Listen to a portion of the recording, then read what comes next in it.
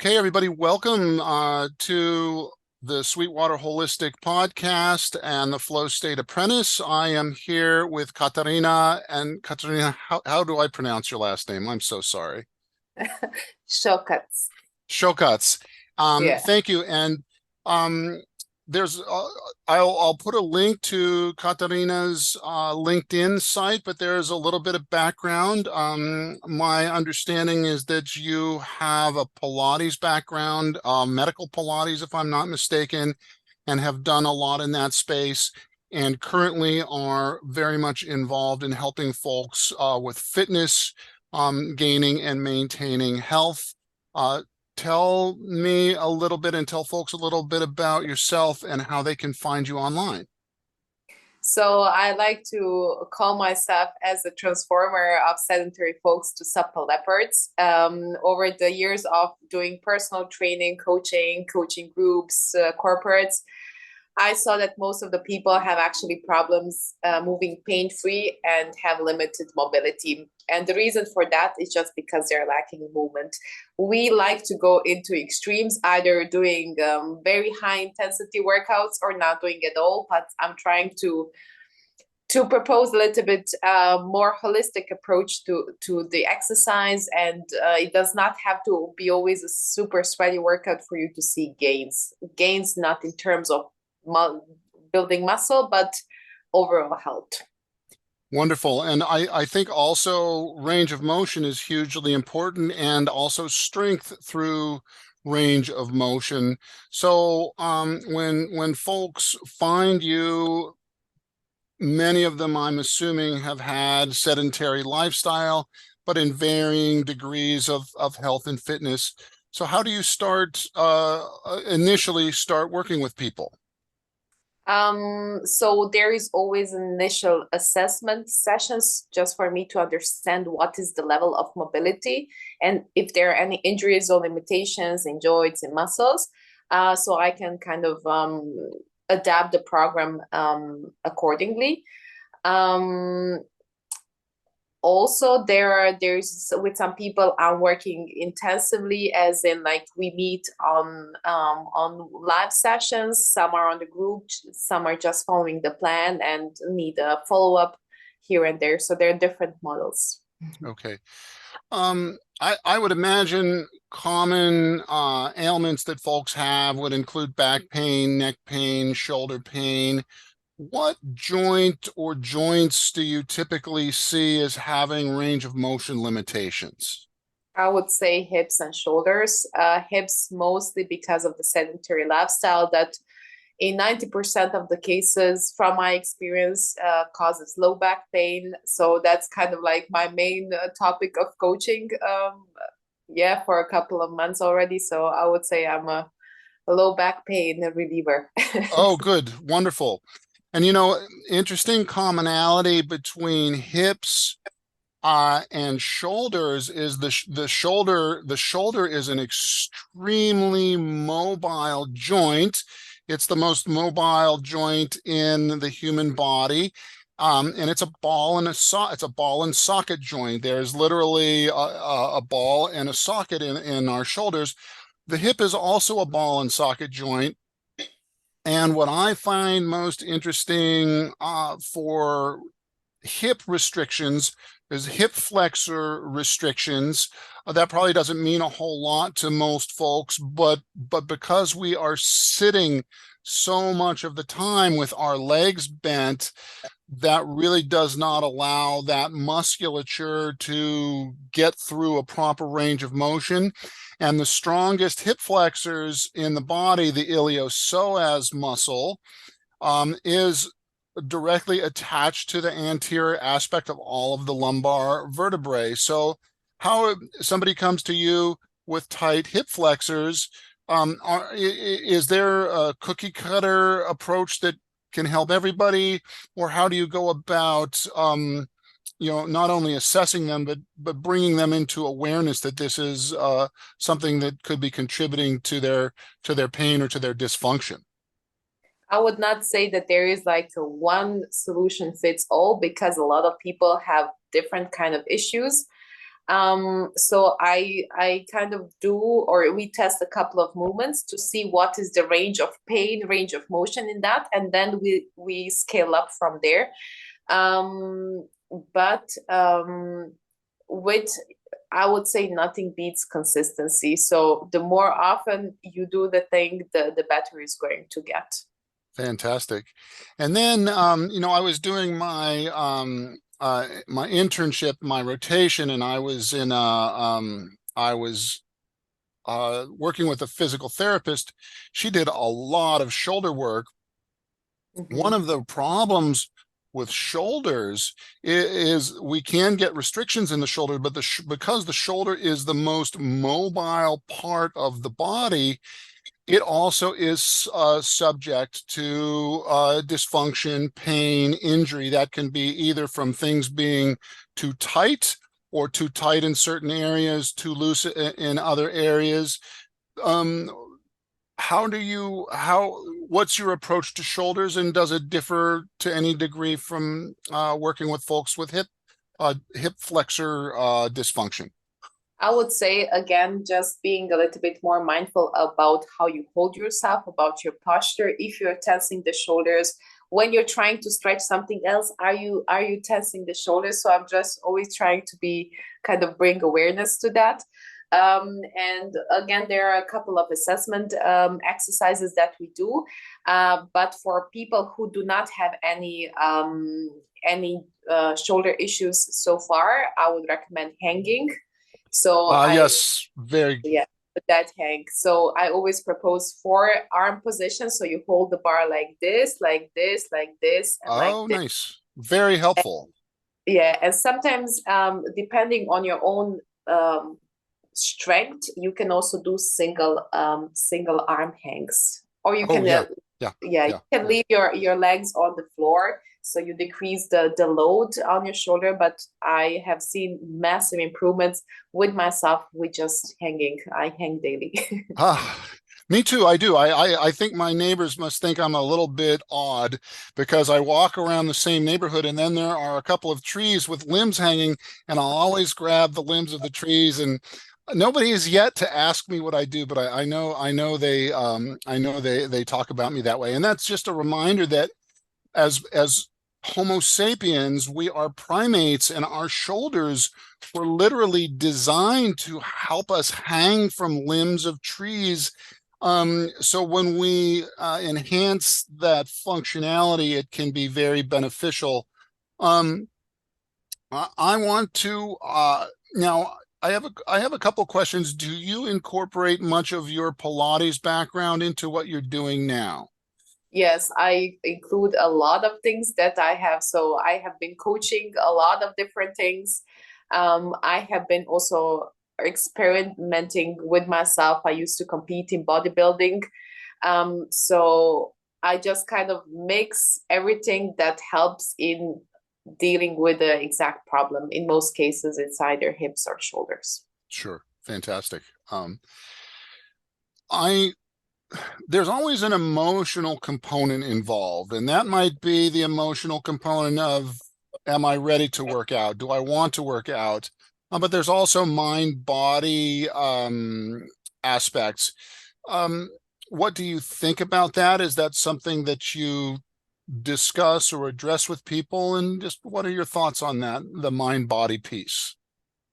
You mean like forcing yourself to get to the workout Well, or? that would be one aspect, but also the idea that for sure, and then also the idea that as our bodies change, our self-image can change, or our mental aspects can change, or even the emotional benefits of exercise.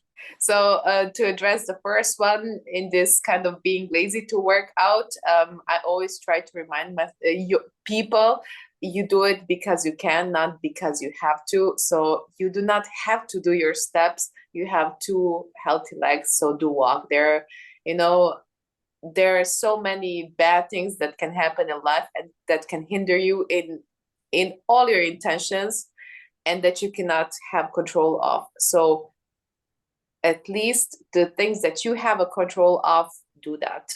I always say choose wisely. Yes. Don't you get a chance to work out. You don't have to work out. That's I wonderful. That's a Yeah, wonderful approach. Yeah, yeah. yeah. And the benefits come from the doing of it. Um, I have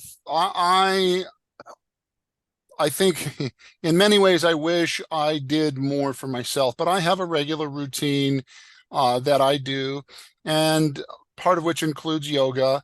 And I'm very much attuned to my mental state when I'm doing the poses and the mental state of the effort. So there's a mental challenge where we are making an exertion Mhm. and at the same time not getting overly tight with that. I would imagine the Pilates is very helpful with that. Mhm. Tell people a little bit about what that is and what is the mental like because I've done a couple of you have an online app and you have plenty of videos and I've done a couple of them. We talked the last time about the reverse plank, Mhm. which I found easy to do statically, but moving through from the full plank to the half plank, I was definitely challenged. So maintain for me the mental aspect of maintaining as much as possible a fluidity through the exertion. Maybe you can talk a little bit about that in the context of Pilates or some of the other techniques that you use. I think that too many people are focusing that the exercise looks nice or that it looks the way I do it, and that they get frustrated because it does not look so fluidly or supplely as I do it. But I have been doing sometimes 5 hours of that. So, flexibility develops with time. That is not the goal. The goal is not to become like me. The goal is to become the best version of yourself. And regarding this mind body connection, I always invite people to be mindful of how you breathe, because when something is hard, we either stop breathing or we tense the muscles, we tense the shoulders, and it hurts. And you actually just have to be okay with the pain, Mhm. and you have to send a signal to your parasympathetic system. Okay, I breathe normally, I relax, this pain is nothing detrimental for me, it's okay. That's Breathing. really interesting. And I like the self-talk approach because for me, I consider there's a difference between flow and flow states and fluidity. Flow is usually when we are doing something fun that we enjoy, that we are good at, and that could be dancing or that could be anything really that we are good at. But we can't be in that state all of the time. Sometimes there has to be an element of exertion where you are doing something that doesn't necessarily feel right or feel good. That doesn't mean, and that could be an emotional barrier, or it could be working through the discomfort of the physical. I've found that, and much of my morning yoga routine I sometimes realize I have a block about the plank and holding a plank. I'm sure you have better exercises than that, but holding a plank because it requires energy and effort. It doesn't hurt the body. It's not. But there's an emotional piece, and the breathing and the self-talking are very important. And so I personally draw a distinction between flow, which usually feels good, and fluidity where you're maintaining, you mentioned supple like a leopard, suppleness of the mind through an uncomfortable situation. And I think that's one of the biggest benefits of exercise. Yeah, I think that a lot of people are obsessed with this becoming the best and maximizing everything. And actually, you maximize when you say, hey, "It's okay. Today, I'm shitty at my workout. It does not matter. There is another day."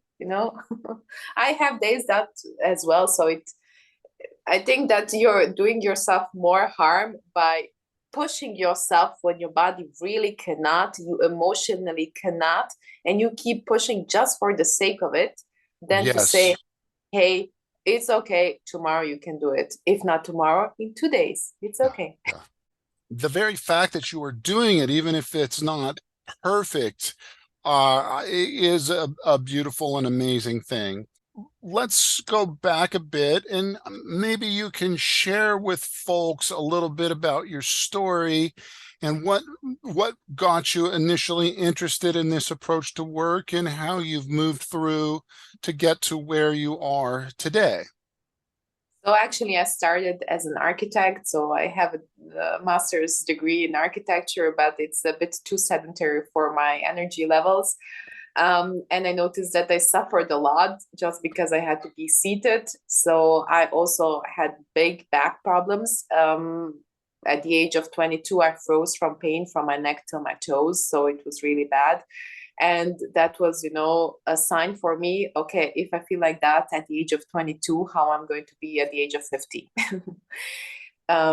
So I don't want that always like some kind of trauma has to happen before I make a step or decide for something else. So I just started moving. I experimented with a lot of different things. I myself was visiting a lot of classes, and then I saw what I did not like with the other instructors or approaches. And then I started kind of teaching. I educate myself also on daily basis. I see what other people are doing. um I don't know, I like reading about it. It's very interesting to Mm-hmm, me. mm-hmm, mm-hmm. There, I loved. I have not been doing much of that reading lately, but that initially is actually what got me into medicine. Was I read a book called Job's Body Mm-hmm. by Dean Juan, and he just discussed the suffering aspect of the human frame and a little bit about movement and motion. And I, that aspect fascinates me. I would imagine as an architect, not being enjoying the sedentary aspect of it helps you dealing with folks who currently have that. My dad was a dentist and he Mm-hmm. had to retire early because when he hit 50, he couldn't do the bending over. I could just and it happened over years. And I just wonder if my dad would have had access to this type of a thing, if he wouldn't have been able to have carried on his practice. And then that affected him into his later years. So these are, especially with low back pain, is a skill that you can learn to help maintain the frame. And I always say motion is lotion, but maintaining or enhancing the movement aspects. Um, Architecture is one of my first aesthetic experiences where I first was marveled at the beauty of a human creation. I grew up in Western Pennsylvania, and we took a field trip to Frank Lloyd Wright's famous residential house, Falling Water, Mm-hmm. and I was amazed at the beauty of, and it was in the middle of summer. It was hot. We had all the windows down in the bus, but when we got into the house, it was it was so cool. And there was a stream running underneath it, and I remember thinking the physical aspect of this structure creates a functional beauty, and that very much carries over into the physical frame. The human body is a marvel, and we are not the fastest creature on the planet, nor are we the strongest. But do you know, Katarina, what we do other than our brains, which is obvious, but physically, what do we do better than just about any other animal on the planet? It's just that What? uh, it originated from when we would be able to hunt or walk down prey. We are extremely efficient at walking. And so we can trace the trail of the caribou or of whatever it is we're tracking, and they will exhaust themselves before we do. So we are very much, especially our hips and our gait, is very much designed for movement and being in a certain place in gravity. And when we don't get an opportunity to do that, we suffer. I have to do yoga and walking every morning, or my back is bugging me by the end of the day. I do it. And so any thoughts on that from your perspective? I think that body is also, when there is some kind of blockage, I would say that's also kind of energetic blockage. So for things to go smoothly in your life, from holistic, from spiritual, on a spiritual level, I think that body is kind of like the first step that you have to deal with, right? So if you're, 100%. yeah. So, and I think that too many people get lost into this, oh, I have big goals to achieve, and then they forget to move. Oh, I have a lot of work. Oh yes, me too, but I need to move. Yes, yes, and honestly, there's a lot of studies that show taking a break in the day, getting up, doing some movement, actually can, even if you are more worried about the work aspect, can enhance the productivity. So I think it's very encouraging for folks to get up and move. And there is. Are you familiar much with the Feldenkrais movement system? No. Most people haven't even heard of that.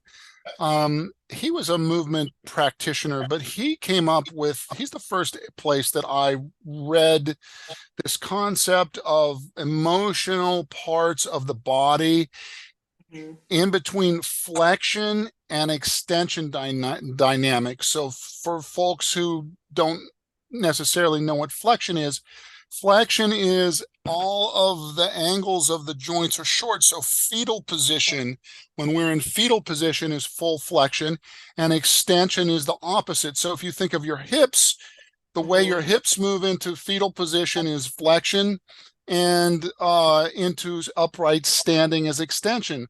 What do we do when we are super excited, whether it be football European style or football American style, when somebody scores a goal? Extension.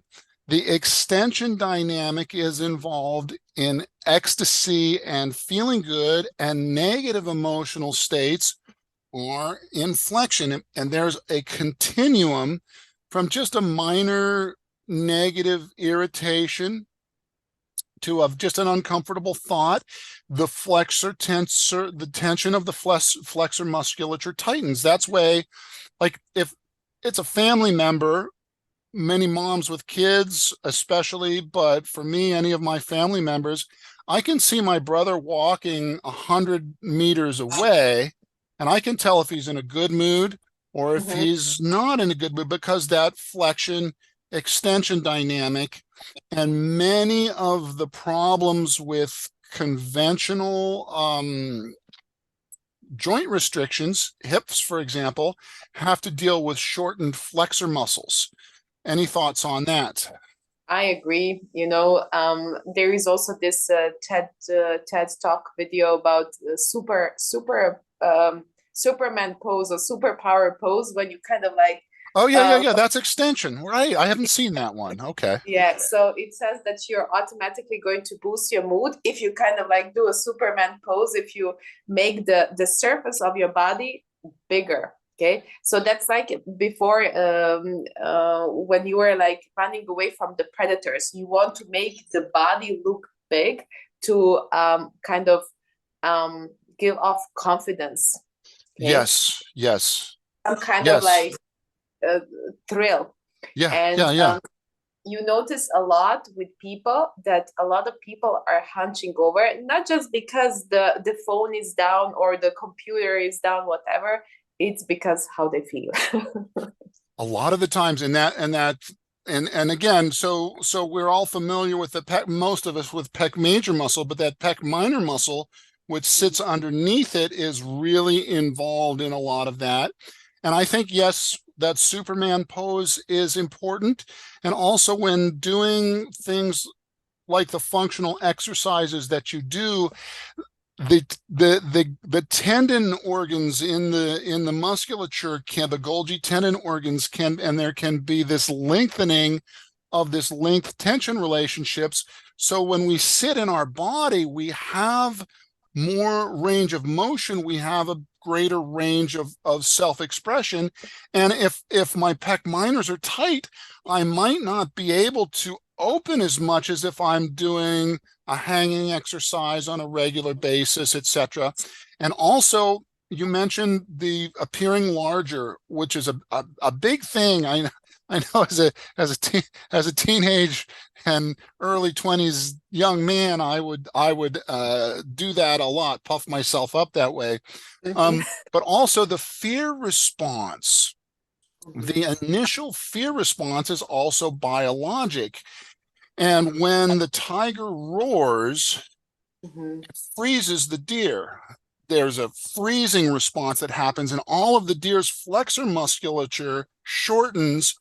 But the benefit of that for the deer is that immediately that is the shortest way to load up the extensors. So I'm talking about glutes here. If we're talking about hips, gluteus maximus, gluteus medius, getting those in a position where they can then bolt as fast as they can. And so it is a survival instinct with the fear and the flexion. But if we are in a chronic negative state much of the day, or I'm one of the reasons why I don't work in corporate world anymore is because it was very stressful for me, and all the time just trying to catch up, just trying to get through my emails, and we're in this negative, I was in this negative emotional state, in a negative posture. The opening of the musculature, I think, is important. And I, right before COVID, I did a 6-month stint with a very good corporation and a very good job with a very good team and a great boss and a good skip level person and a great CEO. And I put on a pound a week. And if COVID wouldn't have come, I, I don't know what would have happened. But I relate to this sedentary dilemma that many of us have as humans. Tell me, you don't have to use any names, but tell me some success stories of folks who have kind of been in that situation and worked with you, and what kind of happens with that process. I would say that most of my clients are 55 plus. So those are people who already know the importance of movement because how it all hurts. And you know what's at the end, you kind of stop chasing all that money or career. You just want to enjoy your life. And how to enjoy your life if you feel very restricted. So I will never forget, I always ask clients, what is your goal? What are you trying to achieve? And then one client, he said, I just want to stand up gracefully, you know? I want to, Oh, and because, you know, you're like, when you're standing yeah. or everything is hurting, you do not know how to put your leg. I just want to stand up, you know. And for that, there, you know, then I'm thinking, okay, we have to work on this. So I kind of program it like that. And people are just tired of being in pain. They want to run after their children or be kneeling on the floor with their grandchildren without being in pain. Oh, wow. That's profound. Yeah. So There's, most of the clients, they do not have like extreme weight loss goals, just um, being a healthy human, a mobile human. I love that. And the grace of standing up,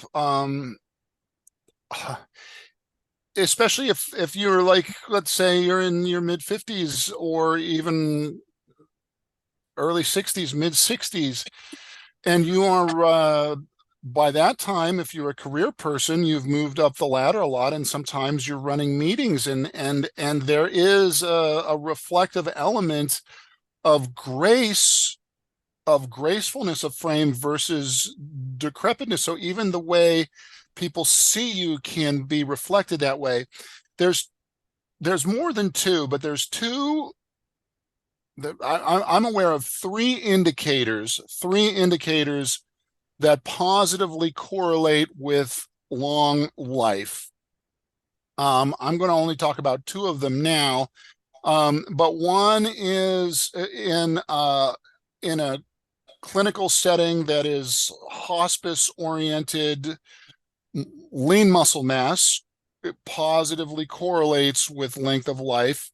And the other one is a test. I don't recall the name of the test, but where the person goes from lying down flat on the floor, face Mhm. up, to being able to stand up with whatever degree. Can they do it without putting a hand down? How do they do that?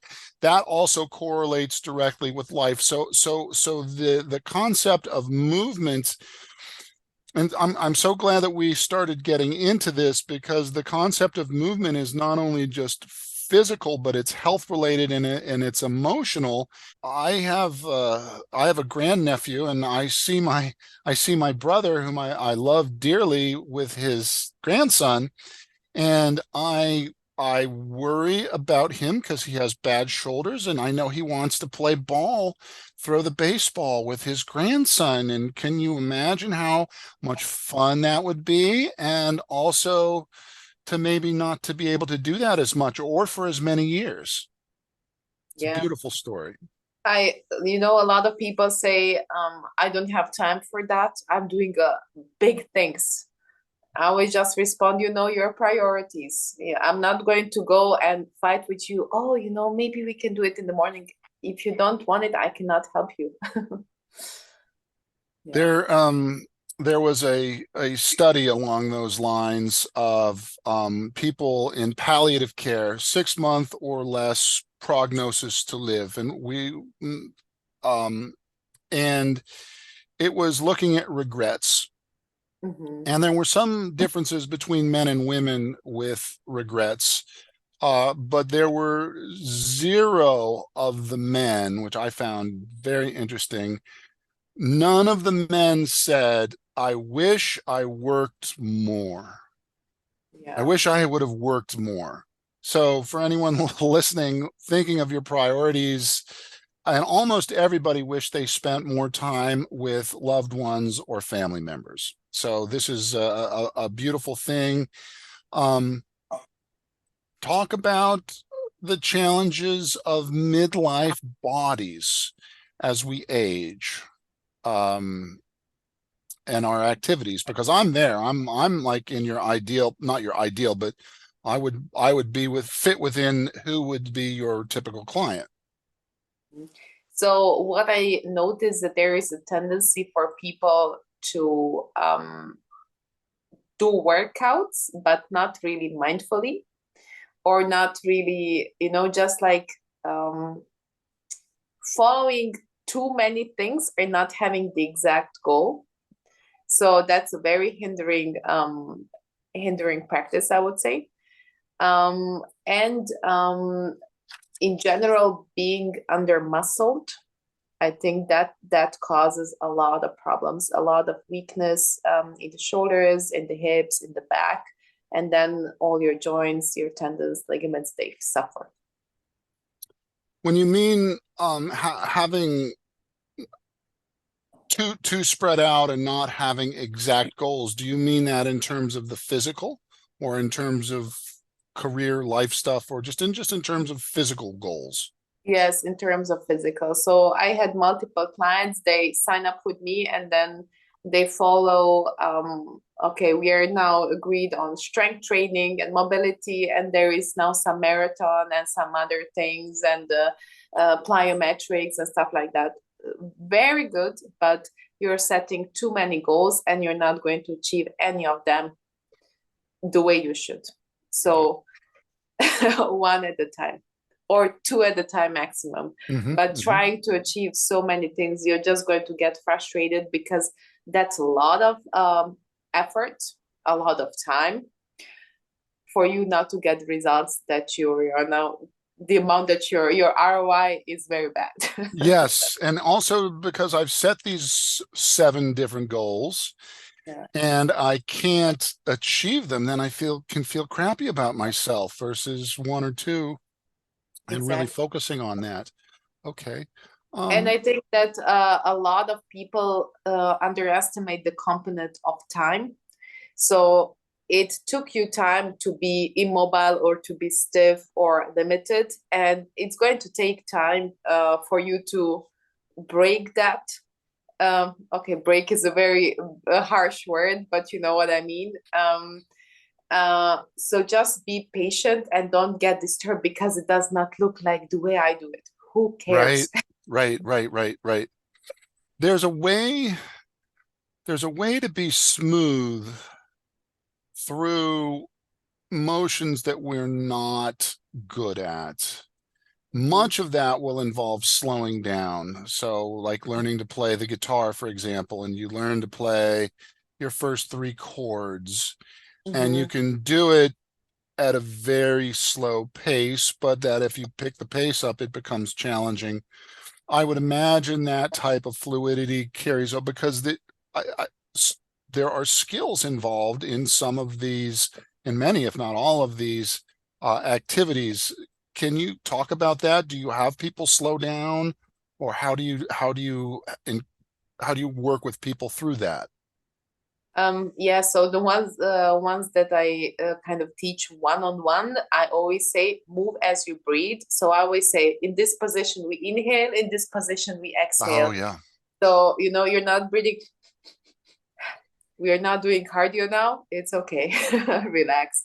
And many people ask me, what's the fastest way for me to get my smooth hips? And I always say, go slowly. Ah, ha, ha, ha. What's the saying?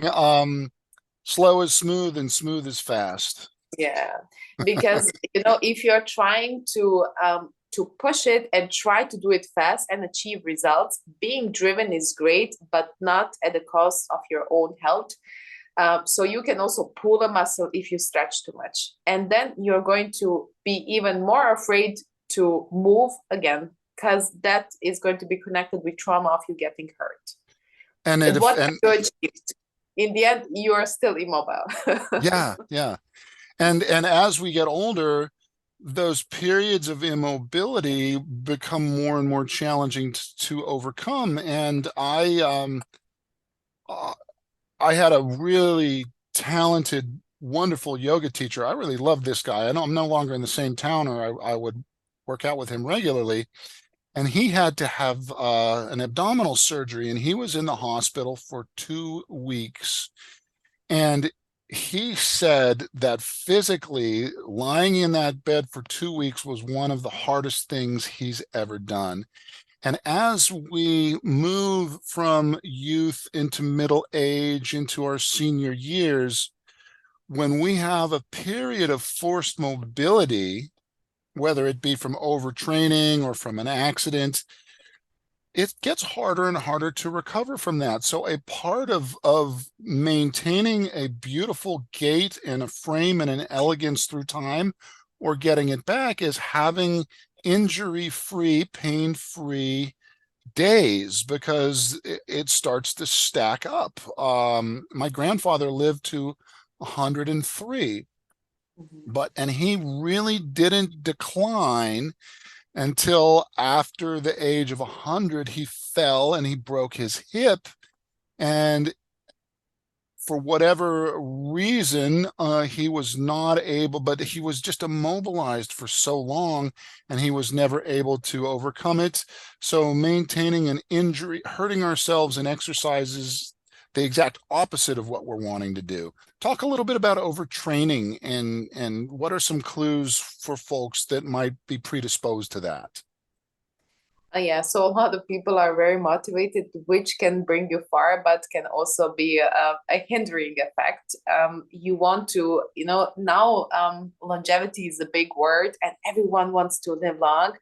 But I always like to point out you don't want only a lifespan, you want a health span. You want the last 10 years of your life to be top notch, you know. You want to be, maybe you're not going to run marathons when you're 90, but you want to be walking without a cane, right? So it's very, very important. And I think that this being over motivated or over disciplined and having hundreds of morning routines and evening routines and whatnot, yeah, sometimes can hurt much more than balance. I always say I think that discipline is actually easier to achieve than balance.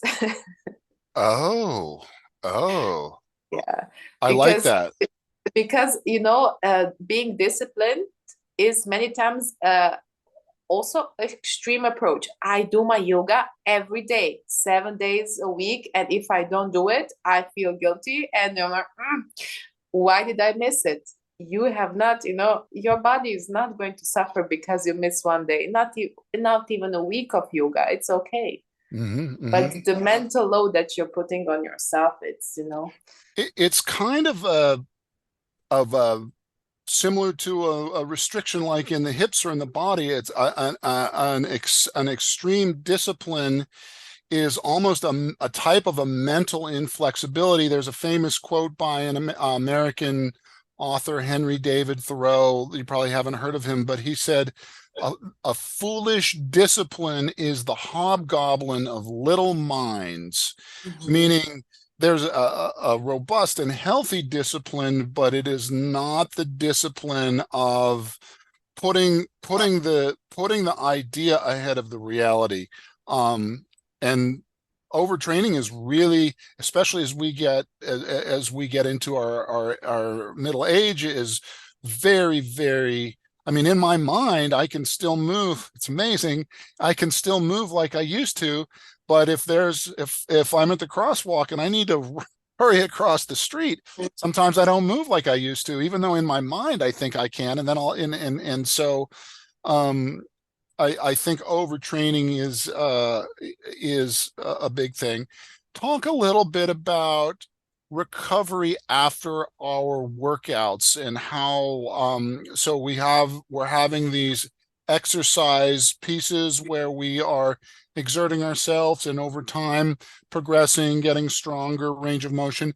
What can we be doing in between workouts or immediately after workouts to help enhance recovery and to continue to build strength and good health? Well, I would say stick to the basics. So we all know that we need to sleep enough, which is not very often the case. That you need enough of protein, enough of water during the day, and including just, you know, maybe if you have destroyed your legs on your leg day, that does not mean, okay, stay sedentary the whole day, but keep these like small movement breaks. Just go grab a glass of water or something, do a couple of stretches, whatever. Just keep the body moving, keep it fluid. Hmm. Yeah, Motion I is would say lotion. motion is lotion. I think that sleep is the best recovery. So a lot of folks are focusing on the top of the pyramid solutions. Oh, I'm taking this supplement and this and that, which is all great. I do take supplements as well, but um, you know, if the basics are not met, you can be taking so many supplements, no use.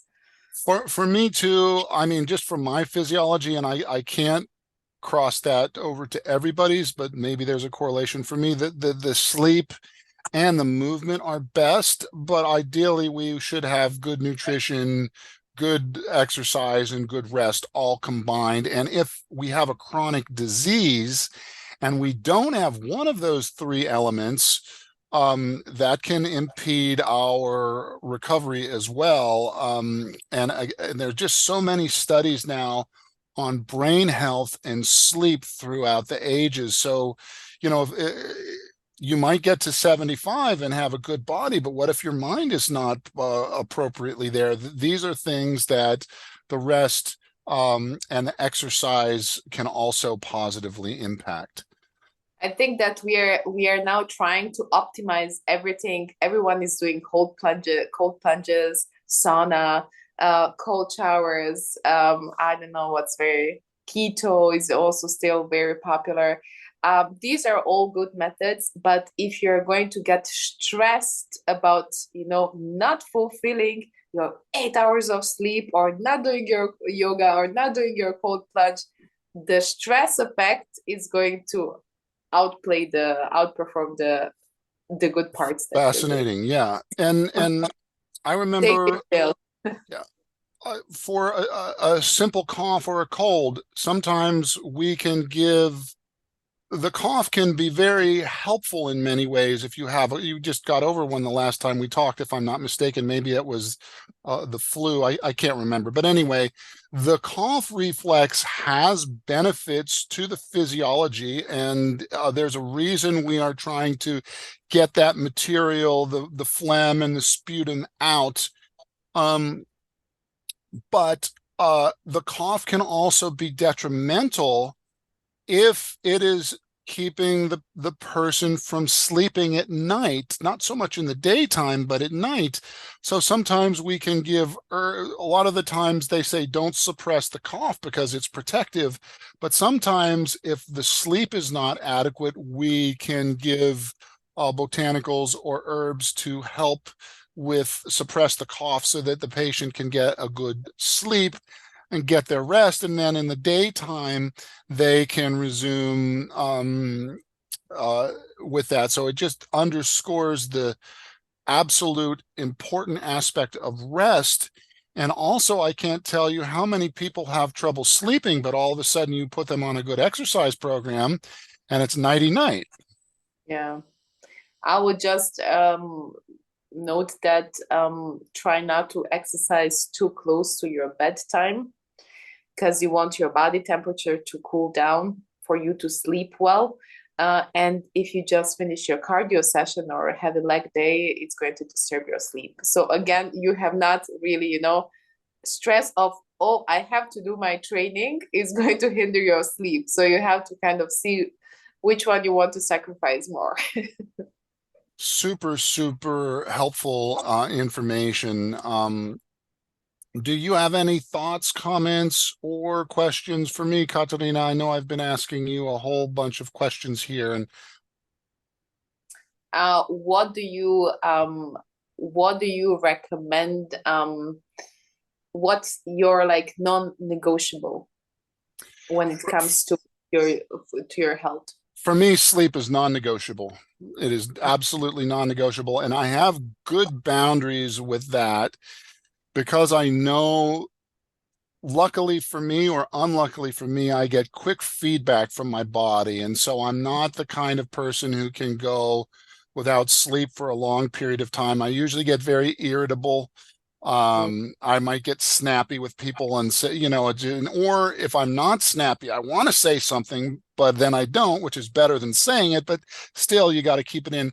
So sleep is non-negotiable for me.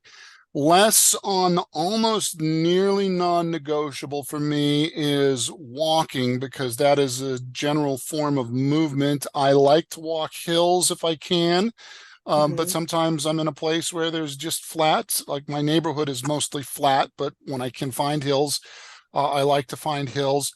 I do meditate twice daily, not for a long period of time, but for 15 minutes twice a day.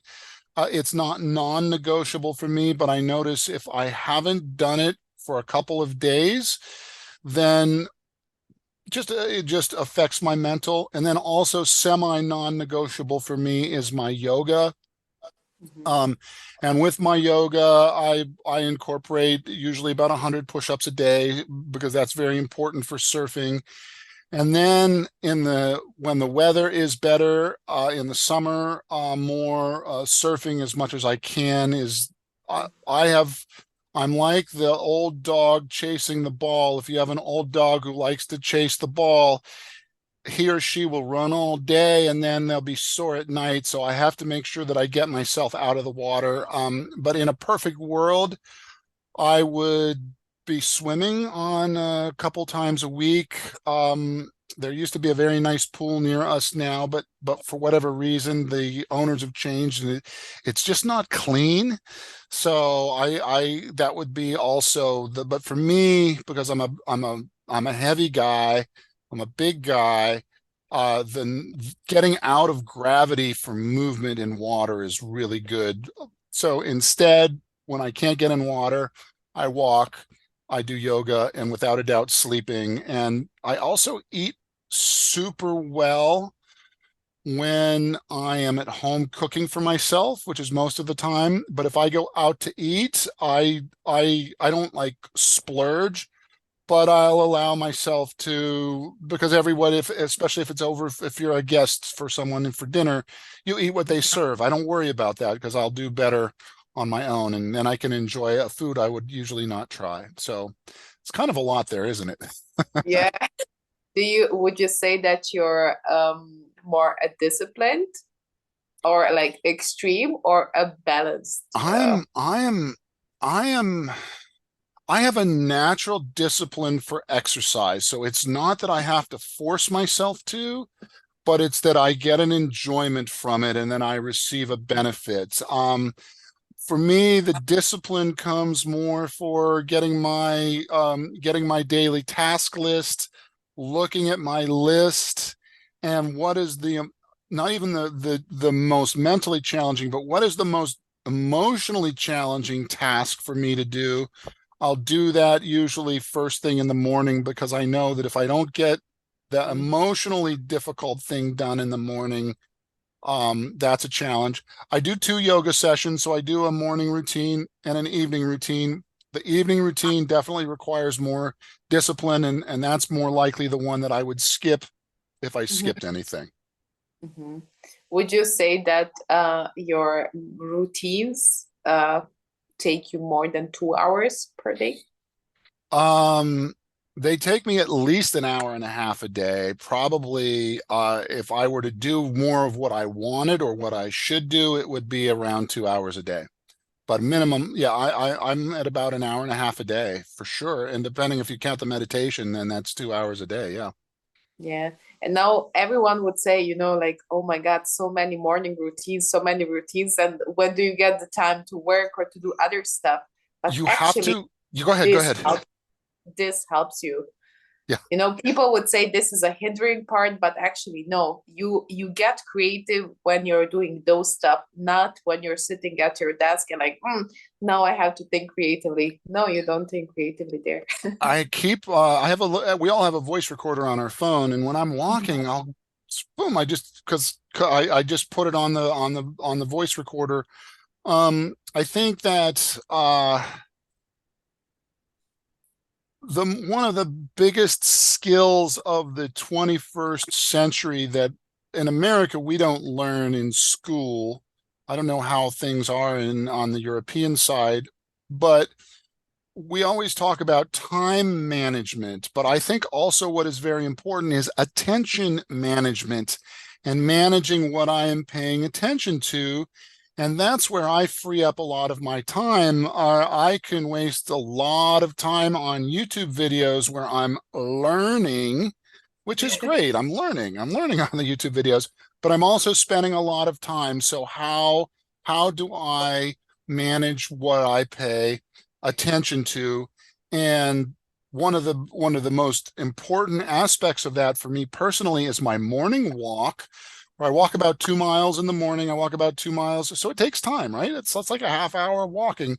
But the thought process that I get in from the walking is just really helps me clear my day. But in our era, if you are not managing your attention, it's being managed by something that is outside of your body. I Some agree. algorithm is Yeah. monitoring your attention. Go And ahead. a lot of people would say like if it takes you like so much time and then you're kind of less productive work wise because you're following so many routines. But I always ask myself, what's my ultimate goal? To have bigger amount on my bank account or to have a life that I'm enjoying? And I live close to the ocean. I need to walk. Oh, I need to walk. That's quality of my life, even if I have zero on my bank account. I mean, of course, I don't want to go to that point, but I think that asking yourself why you're doing things is very important for you to continue.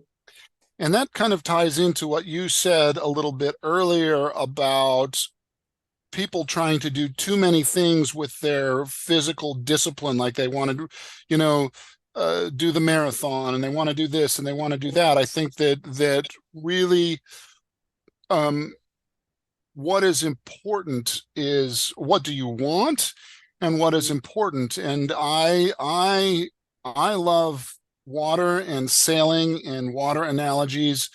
So the ancient mariners would use something called a sextant, which you look at the horizon and you look at either the star or the sun and you measure that angle between the two, and that tells you where you are in relation to where you want to be going. So for me, the horizon is what is important, and the point of the star that you are looking for is what you want, and always balancing between what is important and what do I want. That tells me where I am. And it is, as you said, it is more of a function of balance than of discipline in many ways. And that I think that's a hard thing to achieve, because you're naturally one or the other a bit more, and then you have to be doing something that is not really coming very naturally to you. Mm-hmm. For example, I'm a very young person. I'm a very active, very motivated, like let's go, let's go. But then I need to, like, okay, relax, stay at home, do something like mellow, yin. Yeah. The It tortoise does and not, the hare.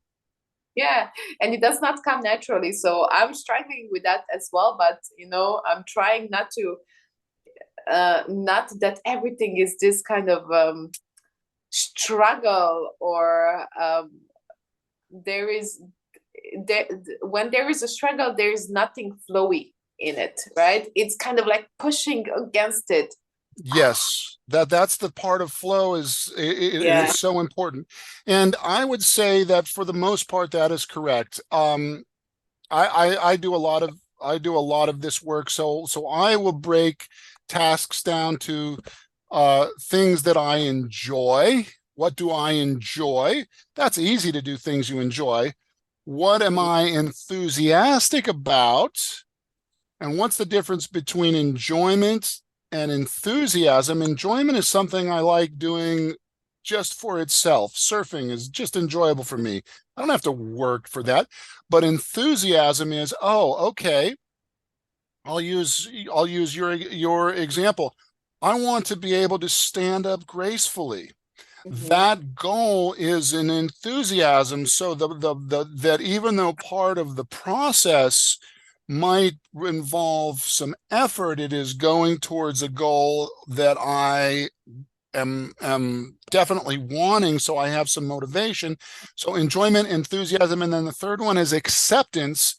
Those are the things that I definitely don't enjoy doing, but that I know that if I don't do them, my life will get worse. And that can involve paying taxes, balancing my checkbook, whatever it may be. And so that's where we really get into the difference between flow and fluidity. You have to have the flow skill to be fluid, because being fluid is maintaining a mental and, to as much as you can, a physical non-clutching through difficult situations. And that is a higher skill than just I'm really good at basketball and I can play basketball and get into the flow, and that's a lot of fun. But again, it's a skill that is worthwhile practicing, and it gets back to this idea of foolish discipline. I think that we just have to be, it's hard in today's world, and even when you're seeing everything on socials and reading, and you have to do this, and you get into this kind of vicious circle. Oh, I'm not doing this, and I'm like sucking at this, and you you can go into this vicious circle of blaming yourself of not being better, which is again not serving you. So Yeah, yeah, absolutely. I think that certain amount of discipline and certain amount of motivation is needed for you to get results. But if that causes you more stress, then you're not really what are you trying to achieve? You know, you're solving one problem to get another. Hmm. No. It's a really interesting way to think of that. Yeah. Very good. Very good. Is there anything else you would like to chat about today, Katarina? Hmm. What is your goal, your personal goal for this year? You know, now February is almost done. According to statistics, everyone dropped off from their New Year's resolutions. So, do you still have yours? And what I, is it if it's not? I, I, I, I don't think about goals that way, but let me bring it back so that I can answer your question. I would say that, I started an entrepreneurial journey about midway through last year. And at that point in time, I was really not aware of a lot of the skills that I did not have. I know I have the educational background, I have the clinical background, I have the content for my business, but I didn't know that I needed these other skills. I can talk about what those are, but that's not part of, but right now for this year, what I'm starting to realize is I know I don't have those skills. So Mhm. how am I going to get them? And I'm really following the plan similar to what you have done is I'm not going to focus on all these skills that I don't have. I'm going to pick one or two that I want to work on. And work on improving those. And so I'm realizing that just because, I've got 24 years of schooling, I've got a lot of practical experience, but that doesn't necessarily make me a good entrepreneur. So I'm going to go back to basics and learn new skills and also realize that I don't have to look like the one who's the best at the top. I have to do it just like your program in my own way. And that as I get better, those will improve and then I will be in a different space. So that's kind of how I see this next year for me. And I really personally I think of my year starting in February, and I don't know why that is. I have some idea, but everybody was like the year started in January. I really feel like my year started in February this year, and I don't think it's a Chinese Lunar New Year thing really, but maybe there's something to do with that. But just that my body rhythms seem to change in February. February of last year, I did a 90-day journaling. I was like, I'm not going to journal every day for my rest of my life. That's a foolish discipline, but I did it for 90 days. And then this February, I started rereading some of that. And so it Mhm. seems like every year in February, I go through some type of a formative process. Could it be spring? Could it be? I don't know. Yeah, I think it's very individual, and in the end, you have to know what serves you best, what serves your mental state and your body best. Wonderful. How can people find you? How do people find your services? I know you have, so tell them, I know you have an app that helps them. Just tell them a little bit more about specifics on how to find you and your website and really pointing them in your direction. So I'm mostly active on Instagram and LinkedIn. So you can find me under my name, Katarina Sokac or KatCutFit. On Instagram. There's also an app. I guess there is going to be somewhere where the links are going to be linked. Yes. So you can reach on all of these channels. I'm also I have some videos on YouTube as well, Pinterest, everywhere. At the moment, I am planning to, or I'm in the process of filming a course for back pain. So that is soon to come out. So just reach out directly and we'll find a way to connect. Thank you, and fantastic. And I've worked through some of your videos before, so I would encourage folks to check out the ones online, and then follow up with you. I'll post the links below. And I really thank you for your time. I learned a lot, and I really like your approach. In many ways, as we've seen throughout here, there's some similarities between what we're doing in very different areas. So thank you so much, Katarina. I really appreciate it.